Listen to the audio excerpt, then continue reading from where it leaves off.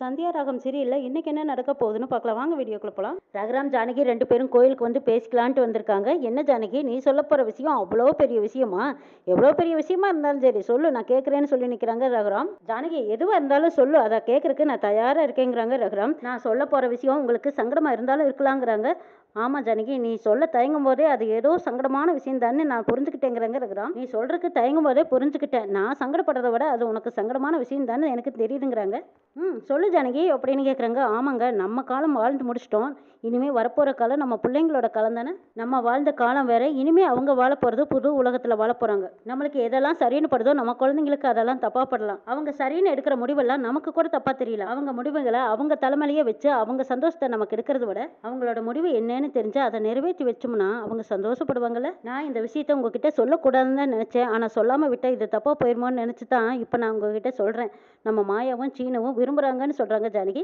மாயாவோட அப்பா பஞ்சாயத்தில் சொன்னது எல்லாமே உண்மைதான். மாயாவுக்கும் சீனுவுக்கு தான் கல்யாணம் நடக்கிறதா இருந்துச்சு. கடைசி நேரத்தில் நம்ம குடும்ப கௌரவத்தை காப்பாற்றணும் தான் மாயா அந்த கல்யாணத்தை வேண்டான்ட்டா. மாயா மட்டும்தான் மனசு மாறி இருக்கா. ஆனால் சீனுவோட மனசுல இன்னும் அந்த காதல் அப்படியே தாங்க இருக்கு. இந்த காதலால் மாயாவுக்கும் சீனுவுக்கும் பெரிய போராட்டமே நடந்துட்டு இருக்குதுங்க. அது மட்டும் இல்லை, இப்போ மாயாவை மறக்க முடியாம நம்ம சீனு குடிக்க ஆரம்பிச்சிட்டான். சீனுவுக்கு சாருவை கல்யாணம் பண்ணி வச்சா அவங்க 2 பேரும் சந்தோஷமா இருக்க மாட்டாங்க. சாருவோட வாழ்க்கையும் சந்தோஷமா இருக்காது. அதனால சீனு சாருவோட கல்யாணத்தை நிறுத்திட்டு இந்த கல்யாணத்துக்கு ஏற்பாடு பண்ணுங்கன்னு சொல்றாங்க ஜானகி. நான் சொன்னதான் சீனுவுக்கு நல்லது, சாருவுக்கு நல்லது. சீனு மாயா 2 பேர் சேர்ந்து வாழ்றதா நல்லதுன்னு சொல்றாங்க.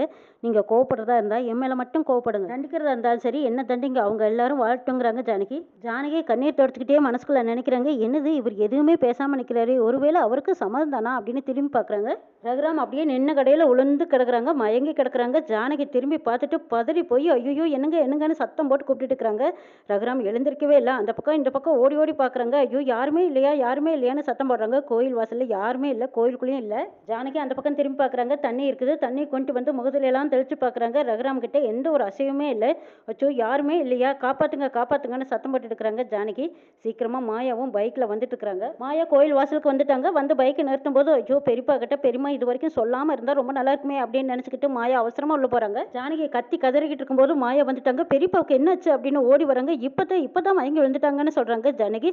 சரி தூக்குங்க தூக்குங்கன்னு சொல்லிட்டு ஜானகி மாயா 2 பேருமே ரகுராம தூக்கி எப்படியோ அந்த ஜீப்ல வச்சுட்டாங்க. மாயாவே ஜீப் ஓட்டிக்கிட்டு போறாங்க. வெகு வேகமா போயிட்டு இருக்கிறாங்க. சீக்கிரமா போங்கிறாங்க. ஹாஸ்பிட்டலுக்கு சீக்கிரமா போயிட்டு இருக்கிறாங்க மாயா. மாயா அறக்க பறக்க ஜீப் ஓட்டிட்டு போறாங்க. பின்னாடியே ஜானகியும் அழுதுகிட்டு ஐயோ சீக்கிரமா போ மாயா மாயாங்கிறாங்க. வீட்டுல இவங்க எல்லாருமே அரட்டி அடிச்சுட்டு வந்திருக்காங்க. பத்மா, சாரு, தனா இவங்க எல்லாரும் பேசிட்டு இருக்காங்க. அப்ப போன் அடிக்குது. போன் அடிச்சதும் சிவராமன் தான் வந்து போன் எடுக்கிறாங்க. சித்தப்பா பெரியப்பா மயங்கி விழுந்துட்டாங்க, அவர் ஹாஸ்பிட்டல் கூட்டிட்டு போறோம்னு சொல்றாங்க. மாயா கேட்டதுதான் கோடு. சிவராமன் எல்லாம் கத்தி கதறாங்க. மாயா அதெல்லாம் இருக்கட்டும், இப்போ அண்ணன் எப்படி இருக்காருங்கிறாங்க. இன்னும் மயக்கத்தில் தான் இருக்காங்கன்னு சொல்றாங்க. சரி நாங்கள் உடனே வரோம். சரி எந்த ஹாஸ்பிட்டலுங்கிறாங்க. எஸ்ஆர் ஹாஸ்பிட்டலுங்கிறாங்க. சரி நாங்கள் எல்லாரும் உடனே வந்துடுறோம்னு சொல்லிட்டு சிவராமன் போனை வச்சுட்டு அங்கிருந்து எல்லாத்தையும் கூட்டிக்கிட்டு ஹாஸ்பிட்டல் போறாங்க. டே சிவராமா, அண்ணனுக்கு என்னடா ஆச்சுன்னு கேட்குறாங்க. மயங்கி விழுந்துட்டாராம், என்ன ஆச்சுன்னு தெரியல. மாயா தான் ஹாஸ்பிட்டல் கூட்டிட்டு போயிருக்கிறாங்கிறாங்க. அச்சோ என்னாச்சுன்னு தெரியலையே, அவனுக்கு மட்டும் எதுவும் ஆகக்கூடாதுன்னு எல்லாரும் வேண்டிக்கிட்டு கிளம்புறாங்க. சீனு மனசுக்குள்ளேயே நினைக்கிறாங்க, ஒருவேளை நம்ம விஷயத்தை பேசினதுனால தான் மாமாவுக்கு இப்படி ஆயிடுச்சான்னு நினைச்சிட்டு இருக்கிறாங்க. இந்த பக்கமா தானே பதறாங்க. எனக்கு உடனே அப்பாவை பார்க்கணும் போல இருக்கு, சித்தப்பா வாங்க போலான்னு கூப்பிடுறாங்க. ரகுராம மாயாவும் ஜானகியுமே இப்படி ஒரு வழியா ஹாஸ்பிட்டல் கூட்டிட்டு போயிட்டாங்க. டாக்டர் கேட்குறாங்க என்னாச்சுன்னு. பேசிக்கிட்டே இருந்தாரு, திடீர்னு விழுந்ததும் பேச்சு மூச்சு இல்லாம போச்சுன்னு சொல்றாங்க ஜானகி. சீக்கிரமா ஐசியூ கொண்டு போங்கிறாங்க. ரகுராமா ஐசியூ ரூமுக்கு எடுத்துட்டு போயிட்டாங்க. இந்த பக்கமா ஜானகி தவிச்சு போய் பதறிக்கிட்டு எட்டி பார்த்துட்டு இருக்கிறாங்க. மாயா அப்படியே எட்டி பார்த்து தவிச்சு போய் நிற்கிறாங்க. பெரியமா என்னாச்சு, எப்படி நடந்ததுன்னு கேட்குறாங்க. மாயா, நான் சொல்லணும்னு நினைச்சது எல்லாம் சொல்லிட்டு இருந்தேன், திரும்பி பார்க்குறேன் இப்படி விழுந்து கிடக்குறாருன்னு சொல்லி அழுகிறாங்க ஜானகி. ஒருவேளை எங்க விஷயத்தை பத்தியா பேசுனீங்க, அவரால் தாங்கிக்க முடியாதுங்கிறாங்க. அவர் தான் திரும்ப சொல்லுன்னு கேட்டதுனால தான் நான் சொல்லிட்டேங்கிறாங்க. ஜானகி, நீங்க எதையுமே சொல்லக்கூடாதுன்னு தான் நான் கோயிலுக்கு தடுக்கிறதுக்காக ஓடி வந்தேங்கிறாங்க. மாயா, இல்லையே அவர் தான் சொல்லுன்னு திரும்ப கேட்குறாரு, நான் என்ன பண்ணட்டும்னு அழுகிறாங்க ஜானகி. உங்க 2 பேர்த்த பத்தியும் சொன்னாலும் எந்த ஒரு பிரச்சனையும் இருக்காதுன்னு நினைச்சுதான் நான் யதார்த்தமா அவர்கிட்ட சொல்லிட்டேன்னு சொல்லி அழுகிறாங்க ஜானகி. சீனு எல்லா விஷயத்தையும் என்கிட்ட சொன்னான். பெரியப்பா கிட்ட இன்னைக்கு சொல்ல போறதாவும் சொன்னதுனால தான் நான் அதை சொல்லவே வேண்டாம்னு சொல்றதுக்காகத்தான் இவ்வளோ அவசரமா ஓடி வந்தேங்கிறாங்க மாயா. ஜானகி தலையை அடிச்சுக்கிட்டு நான் பாவி ஆயிட்டேன்னு அழுதுகிட்டே இருக்காங்க. எல்லாம் தெரிஞ்சிருந்தோம் நான் அவர்கிட்ட இதை பத்தி சொல்லி இருக்கவே கூடாது.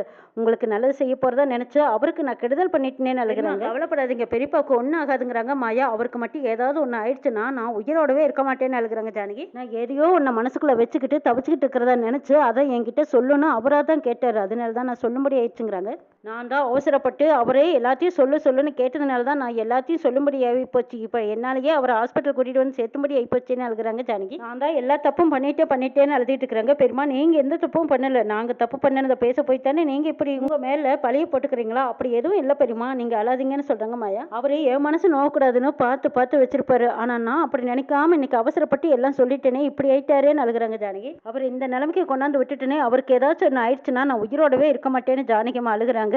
இங்க பாருங்க பெரியப்பாவுக்கு எதுவும் ஆகாது, நீங்க கண்ணீர் தொடச்சுக்கோங்க, தைரியமா இருங்கன்னு சொல்றாங்க மாயா. மாயா கதவு வழியா ரகுராம எட்டி பாக்குறாங்க. பெரியப்பா நீங்க எதையுமே மனசுல வச்சுக்க மாட்டீங்க, எதுவா இருந்தாலும் அதுக்கு சொல்லி தீர்வும் சொல்லிடுவீங்க, எதையும் மனசுல போட்டு வச்சுக்கிட்டு குழப்பிக்கிட்டு இருக்காதீங்க பெரியப்பா, தைரியமா எழுந்து வாங்க பெரியப்பான்னு அழுகுறாங்க மாயா. பெரியப்பா நீங்க எழுந்து வரணும், வந்து என்ன திட்டணும், எங்க அப்பாவுக்கு நீங்க தண்டனை பஞ்சாயத்துல கொடுத்த மாதிரி எனக்கு ஏதாவது ஒரு தண்டனை நீங்க கொடுத்தே ஆகணும் பெரியப்பா, அந்த தண்டனை ஏத்துக்கிறதுக்கு நானும் தயாரா இருக்கேன், எழுந்திருச்சு வாங்க பெரியப்பான்னு அழுதுட்டு இருக்கிறாங்க மாயா. அந்த வீட்டை விட்டே வெளியே அனுப்பினாலும் அதை நான் தேங்க்யூவேன், ஆனா நீங்க வராம மட்டும் இருந்துடாதீங்க பெரியப்பா, நீங்க கண்டிப்பா வரணும்னு அழுகுறாங்க. ரகுராம் குடும்பத்துல இருந்து எல்லாரும் ஓடி வந்து என்னாச்சுன்னு கேக்குறாங்க. சிவராமன் தான் முன்னாடி வர்றாங்க. என்னாச்சு மாயா அப்படின்னு கேக்குறாங்க.